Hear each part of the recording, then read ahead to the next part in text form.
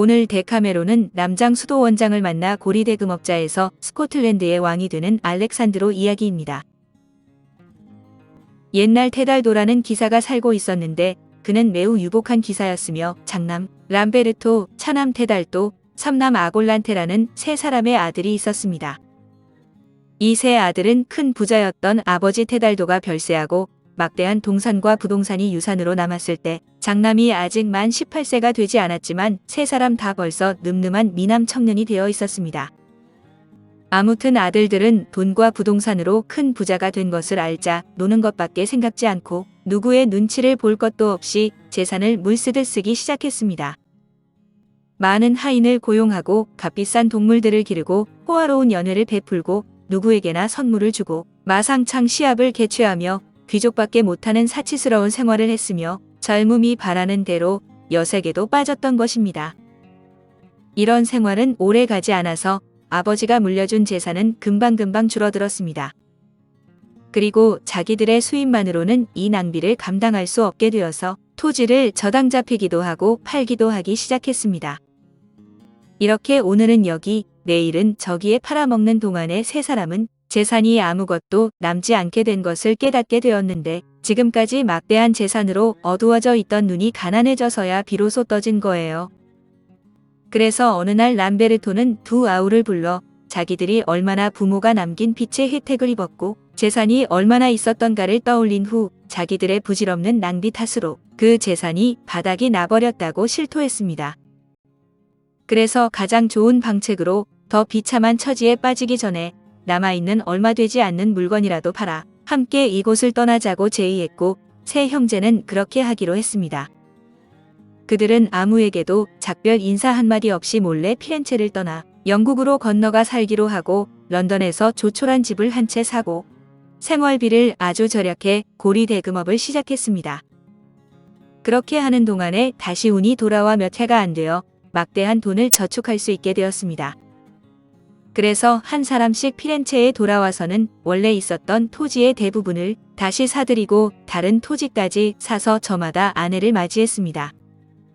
그러나 그들은 영국에서 하던 고리대금업은 계속하고 있어서 그 일을 맡기기 위해 조카뻘 되는 알레산드로라는 젊은이를 런던에 보냈습니다. 그런데 피렌체에 살게 된 세 사람은 예전 방탕한 생활이 어떤 결과를 가져왔던지를 잊어버리고 또다시 과거 이상의 낭비를 되풀이해 상인들한테서는 물론 모든 사람들한테 예사로 막대한 돈을 빌려 쓰게 되었습니다. 이런 어처구니 없는 낭비가 몇 해 동안 계속될 수 있었던 것은 런던에 가 있는 알레산드로가 큰 성과 수입을 담보로 잡고 돈을 빌려줘 크게 벌었기 때문에 가능했던 것이죠. 세 형제는 이와 같은 낭비를 계속하면서 돈에 궁해져도 영국에서 올 송금을 예상하고 계속 돈을 빌려 쓰고 있었는데 그동안에 생각지도 않던 사건이 일어났습니다. 그것은 영국의 국왕과 왕자 사이에 전쟁이 터지고 만 것으로 그 때문에 온 나라가 둘로 갈라져 왕을 지지하는 사람과 왕자 편을 드는 사람으로 나뉘어 버렸습니다. 그리고 귀족들의 성이라는 성은 모조리 몰수되어 성을 원천으로 얻고 있던 알레산드로의 수입은 모두 끊어지고 말았던 것입니다. 알레산드로는 곧 국왕과 왕자가 화해를 하면 모든 것이 잘 되어 이자도 원금도 돌아올 것이라고 생각하고 영국에서 철수하지 않았습니다. 한편 피렌체에 있던 세 형제는 날마다 빚이 늘어가는데도 도무지 낭비하는 생활을 그치려고 하지 않았습니다. 그러나 몇 해가 지나도 희망대로 전쟁이 끝나지 않아 세 형제는 완전히 신용을 잃었고 채권자들은 돈을 갚으라고 달려들어 세 사람을 붙잡고 말았습니다. 더욱이 그들의 재산으로는 빚을 다 갚을 수 없을 것 같다는 것이 밝혀지자 나머지 빚 때문에 그들은 감옥에 들어가게 되고 말았습니다. 그들의 아내들과 어린애들은 초라한 몰골로 이곳저곳 시골에 흩어져 앞날에 대한 아무런 목표도 없이 그대로 가난한 생활을 계속하고 있었습니다. 한편 알레산드로는 영국의 평화가 찾아오기를 몇 해나 기다렸지만 그럴 낌새가 보이지 않자 더 머물러 있다가 목숨에 관계되는 위험이 있을 수도 있다는 생각에 이탈리아로 돌아가기로 하고 혼자 여행길에 나섰습니다. 그리고 플랑드르의 브르헤를 떠나왔을 때 흰 옷을 입은 수도원장이 많은 수도사를 거느리고 종자며 집 마차를 이끌고 이 도시에서 떠나가는 것을 만났습니다. 집마차 옆에는 두 사람의 늙은 기사가 있었는데 그 사람들은 국왕의 친척들로 알레산드로와는 아는 사이라 그가 일행에 끼워줄 수 없느냐고 부탁했더니 흔쾌히 승낙해 주었습니다. 알레산드로가 함께 가면서 이렇게 많은 종자들을 거느리고 말에 앉아 선두에서 가는 성직자들은 어떤 분들이며 어디로 가는 길이냐고 물어보자 기사 한 사람이 대답했습니다. 선두에 말을 타고 가시는 젊은 분은 우리의 친척 되는 분으로 이번에 영국의 한 큰 수도원의 원장으로 발탁되셨는데 정식으로 그런 권위 있는 지위에 앉으시기엔 아직 나이가 젊으셔서 우리와 함께 로마에 가셔서 너무 젊다는 결점을 없애주십사고 교황님께 부탁드리러 가는 길이라네. 헌데 이 일은 아무에게도 말하지 말아주기 바라네. 그런데 그 젊은 수도원장도 종자들과 앞서거니 뒤서거니 말을 몰아가는 동안에 자기 곁에서 걸어가고 있는 알레산드로가 눈에 띄었는데 알레산드로는 매우 젊고 풍채도 훌륭했으며 아주 미남이었습니다. 더욱이 행실이 훌륭해서 그 행동거지가 누구 못지않게 훌륭하고 세련되어 보였는데 수도원장은 여태까지 다른 일로는 이런 기분이 된 적이 없었지만 첫눈에 이 젊은이가 마음에 들어버렸습니다. 그래서 가까이 불러 즐거운 듯이 말을 건네며 누구며 어디서 어디로 가는 길이냐고 물었는데 알레산드로는 자기 신상을 다 털어놓고 대단한 일은 할 줄 모르지만 무엇이든 심부름을 시켜달라고 말했습니다. 수도원장은 그의 말투가 훌륭하고 조리도 있었으며 특히 그 태도를 보고 있으니 직업은 천했는지 모르나 귀족 출신이 틀림없다고 생각하고 더욱 호감을 느꼈습니다. 그래서 그의 불운에 동정하여 부드럽게 위로해 주었고 자기는 토스카나에 가는 길이니까 같은 방향으로 간다면 동행이 되어주면 기쁘겠다고까지 덧붙였습니다. 알레산드로는 그런 위로의 말을 매우 고마워하면서 어떤 명령이라도 따르겠다고 대답했습니다. 수도원장은 알레산드로를 만나고부터 묘한 마음의 설렘을 느끼고 있었고 그러는 동안 며칠이 지나서 일행은 변변한 여관 하나 없는 마을에 도착했습니다. 수도원장이 이 마을에 묵고 싶어해서 알레산드로는 자기가 친하게 사귀는 사람이 경영하는 여관으로 데려가서 수도원장을 말해서 내려주고 제일 좋은 방으로 안내했습니다. 그리고 그는 이제 수도원장의 집사 같은 처지가 되어 있는 데다 실천력 있는 남자라 부지런히 움직여서 모든 종자들을 여기저기 분속시켜 주었습니다. 수도원장의 식사가 끝나고 밤이 깊어 모두 침실로 물러가자 알레산드로는 여관 주인에게 자기는 어디서 자면 되느냐고 묻자 주인은 대답했습니다. 실은 나도 알 수 없군요. 보시다시피 방마다 10,000원이라서 나나 가족들도 걸상 위에서 자야 하는 형편이니까요. 다만 수도원장님 방에는 곡물 상자가 몇 개나 있으니까 그리로 안내해서 잠자리 비슷한 걸 만들어 드리지요. 상관없으시다면 거기서 주무시도록 하십시오. 내가 어떻게 원장님 방에 갈 수 있나요? 방은 너무 좁아서 제자 수도사님들도 한 방에서 자지 못했잖아요. 침대에 장막을 내릴 때 그런 줄 알았더라면 수도사들을 곡물 상자 위에서 자게 할 걸 그랬으면 나는 지금 수도사들이 자고 있는 방에 갔을 텐데. 그건 그렇습니다만 상관없으시다면 거기서 주무시도록 하세요. 그런 대로 편히 주무실 수 있습니다. 이제 원장님도 잠이 드셨을 것이고 장막도 내려져 있을 겁니다. 살며시 이불을 날라다 드릴 테니 거기서 주무시도록 하십시오. 알레산드로는 그렇게 해준다면 수도원장에게 별로 폐를 끼치지 않아도 될 거라고 생각하고 승낙했고 되도록 소리가 나지 않게 곡물 상자의 침대에 몸을 뉘었습니다. 그런데 수도원장은 처음 느껴보는 욕망에 흥분되어 잠을 이룰 수가 없어 여관 주인과 알레산드로가 주고받는 말을 모두 들어버렸습니다. 그래서 알레산드로가 자기 방에서 자리라는 것을 알고 너무 기뻐서 하느님은 내 뜻을 이루는 절호의 기회를 주신 거다. 만일 이 기회를 놓치면 앞으로 오랫동안 이런 때는 찾아오지 않을 게다 하면서 혼잣말로 중얼거렸습니다. 그래서 수도원장은 그 기회를 잡겠다고 결심하고 주위가 잠들어 고요해지기를 기다렸다. 나직한 소리로 알레산드로를 불러 자기 곁에 와서 자지 않겠느냐고 말했습니다.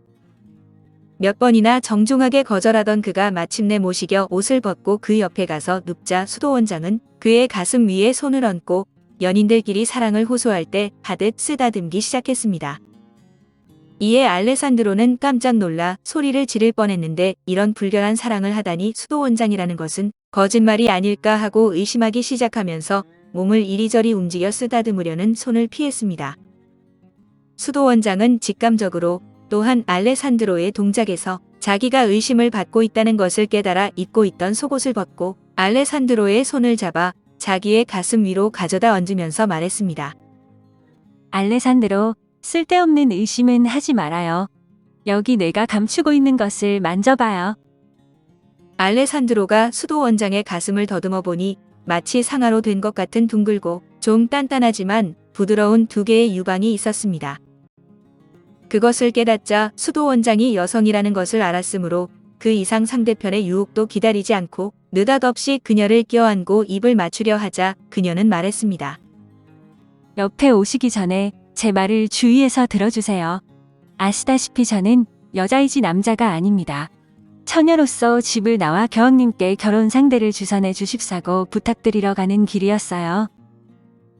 그런데 일전에 당신을 보는 순간 당신에게는 행복이 되고 제게는 불행이 될지 모르지만 당신에게 불같은 사랑을 느끼고 말았어요. 지금까지의 어느 여성도 이렇게 뜨거운 생각을 남자에게 품은 적은 없을 거라고 여겨질 정도예요. 그래서 누구보다도 당신을 제 남편으로 삼기로 결심했어요. 만일 당신이 저를 아내로 삼고 싶지 않으시거든 지금 당장 당신 침대로 돌아가세요. 알레산드로는 그녀가 어떤 여성인지 아직 몰랐지만 수행원들의 모습만 봐도 돈 많은 고귀한 분이 틀림없다고 생각했고 더욱이 매우 아름다운 분이라 더 생각할 것도 없이 자기로서는 이 이상 즐거운 일이 없다고 했습니다. 그러자 그녀는 침대 위에 일어나 앉아 그리스도 상이 새겨져 있는 성 앞에서 그의 손에 반지를 끼워주고 결혼 약속을 했고 서로 얼싸안고는 그날 밤의 시간이 허락하는 데까지 다시 없을 애육의 기쁨을 서로 즐겼던 것입니다. 날이 새자 둘은 여러 가지 의논을 한 다음 알레산드로는 일어나서 아무도 눈치채지 못하게 몰래 그 방에서 나와 하늘에라도 올라갈 듯한 기분으로 수도 원장과 그 수행원 일행과 더불어 여행을 계속했습니다. 그리고 여러 날이 지나 이윽고 로마에 도착해 며칠을 묵는 동안에 수도 원장은 두 사람의 기사와 알레산드로를 데리고 교황을 아련하고는 공손히 의례를 마친 후 다음과 같이 말씀드렸습니다. 교황님은 최고의 유식자로서 진실되게 더러움 없이 이 세상을 살고자 원하는 자는 그 소원을 옆길로 빗나가게 하는 원인이 무엇이건 되도록 피해야 한다는 것을 잘 알고 계실 줄 압니다. 전부터 더러움 없이 살아가기를 바라고 있는 저는 그것을 실현할 수 있도록 보시는 바와 같은 모습으로 바꾸게 되었고 아버님이신 영국 왕의 재산의 대부분을 갖게 되었습니다. 그런데 보시다시피 아직도 젊은 저를 아버님은 늙은 스코틀랜드 왕에게 출가시키려 하셨기 때문에 교황님의 뜻에 따라 제 남편을 골라주십사고 부탁을 드리려고 이렇게 찾아뵈었습니다. 제가 달아난 것은 스코틀랜드 왕이 노인이기 때문만은 아닙니다. 만일 제가 왕과 결혼하더라도 점고철이 없어 황성하게도 하느님의 법도를 어길 짓을 저지르지나 않을까, 또 아버님의 왕가의 거룩한 혈통과 명예를 더럽힐 짓을 하지나 않을까 하는 걱정이 있었기 때문입니다. 제가 이런 생각으로 있을 때 사람 저마다에게 가장 알맞은 것을 홀로 잘 알고 계시는 하느님께서는 자비를 베푸시기 위해 그러신 줄 믿고 있습니다만 마음에 드는 분을 제 남편으로서 눈앞에 데려다 주셨습니다. 그 사람은 바로 이 청년입니다. 그러면서 그녀는 알레산드로를 가리킨 다음 다시 말을 이었습니다.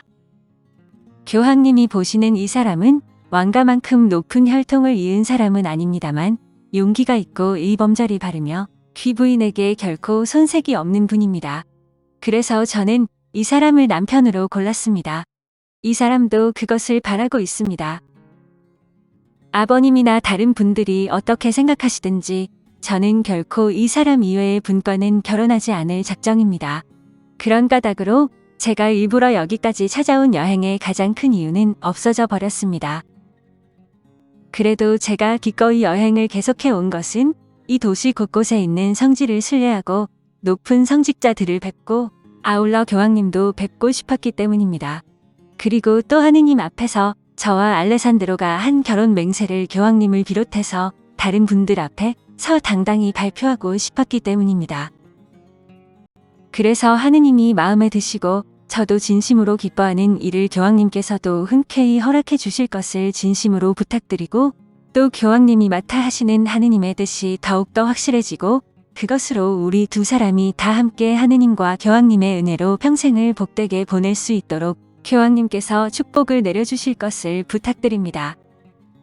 알레산드로는 자기 아내 될 사람이 영국의 왕녀라는 말을 듣고 놀랐지만 마음은 이루 말할 수 없는 기쁨으로 가득 찼습니다.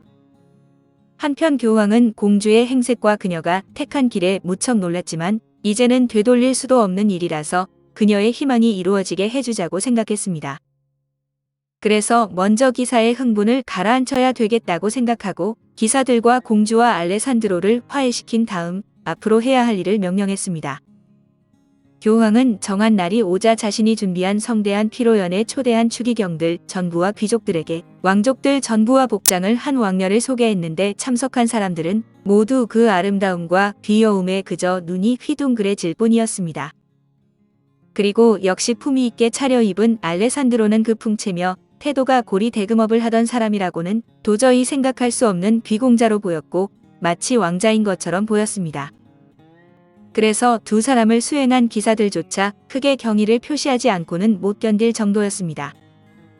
교황은 엄숙하게 결혼식을 거행하고 예식의 화려함과 품위를 더해준 피로연의 끝에 가서는 거룩한 축복을 내렸습니다. 알레산드로와 공주는 매우 기뻐하면서 로마를 떠나 피렌체로 향하게 되었는데 피렌체는 벌써 그들에 대한 소문으로 들끓고 있었고 두 사람은 시민들에게서 최고의 명예와 환영을 받았습니다. 공주는 세 형제를 감옥에서 풀어주고 그들의 빚을 다 갚아주고 그들과 아내들을 저마다 소유지로 돌려보냈습니다. 많은 사람들에게 감사를 받은 알레산드로와 공주는 큰아버지 아골란테를 데리고 피렌체를 떠나 파리로 향했는데 파리에 도착하자 국왕은 경의로써 두 사람을 맞이했습니다. 두 기사가 영국에 먼저 돌아가 왕에게 상세히 설명한 다음 양해를 얻으려고 노력해 왕도 공주에 대한 불쾌감을 버리고 공주와 사위를 성대하게 맞이한 것입니다. 알레산드로는 곧 기사로 승격되었으며 호노레 백장령을 얻었는데 알레산드로는 매우 수완이 뛰어난 사람이라 왕과 왕자 사이를 화해시켰고 그 덕에 영국 온 섬에 평화가 돌아왔습니다. 한편 아골란테는 채권을 모두 회수하여 큰 부자가 된 데다가 알레산드로 백작으로부터 기사의 칭호를 받고 피렌체로 다시 돌아갔습니다. 백작은 그 뒤에 나날도 부인과 더불어 영예로운 생활을 보냈는데 어떤 사람의 말로는 타고난 예지와 용기와 국왕인 장인의 도움으로 스코틀랜드를 정복해 왕위에 올랐다고 합니다. 오늘 데카메론은 남장 수도원장을 만나 고리대금업자에서 스코틀랜드의 왕이 되는 알렉산드로 이야기였습니다.